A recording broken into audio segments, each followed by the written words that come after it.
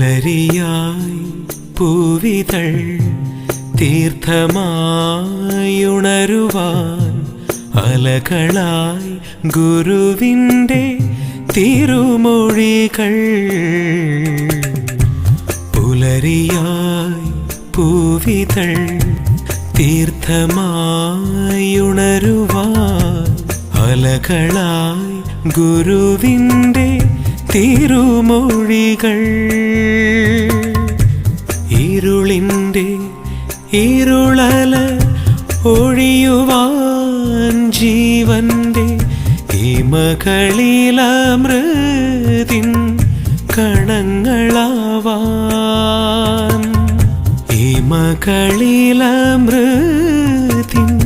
കണങ്ങളാവാൻ.